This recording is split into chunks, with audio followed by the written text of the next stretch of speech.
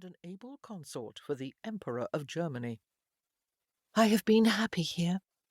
She touched the carved doorpost in a gesture that clung and bade farewell at the same time. "Your Lord Father will be pleased to have you home." Matilda dropped her hand and straightened her cloak. "I do not need to be cajoled like a skittish horse." "That was not my intent, Domina." "Then what was your intent?" Drogo had been with her since that first long journey to her betrothal. He was her bodyguard and leader of her household knights, strong, dour, dependable. As a child, she had thought him ancient, because even then his hair had been white, although he had only been 30 years old.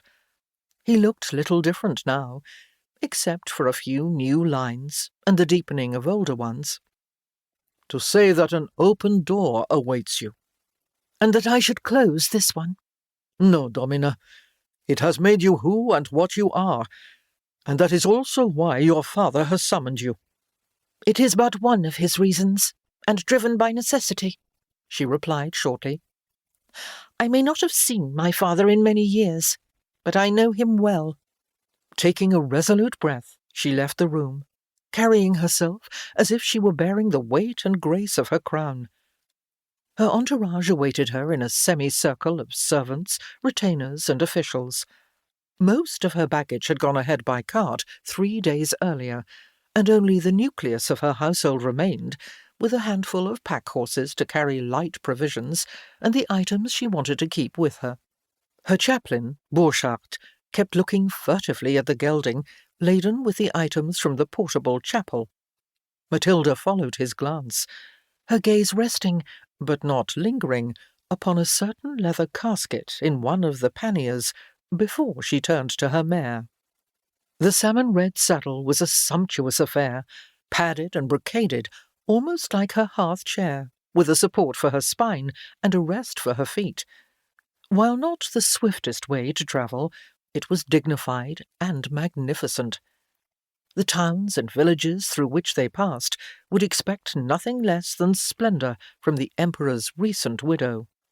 Matilda mounted up, settling herself and positioning her feet precisely on the platform, seated sideways, looking both forward and back. It was appropriate. She raised her slender right hand to Drogo, who acknowledged the signal with a salute and trotted to the head of the troop. The banners unfurled, gold and red and black. The heralds cantered out, and the cavalcade began to unwind along the road like jewels knotted on a string. The Dowager Empress of Germany was leaving the home of her heart to return to the home of her birth and a new set of duties.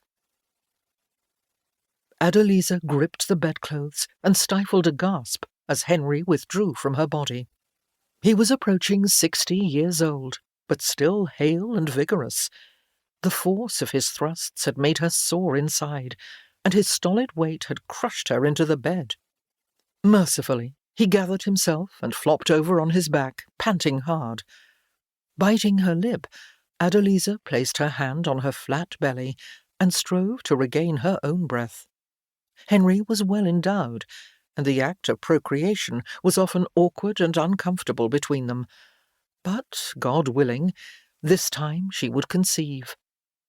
She had been Henry's wife and the consecrated Queen of England for over 4 years, and still each month her flux came at the appointed time in a red cramp of disappointment and failure.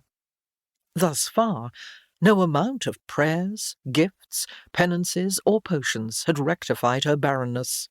Henry had a score of bastards by various mistresses, so he was potent with other women, but only had one living legitimate child, his daughter Matilda, from his first marriage.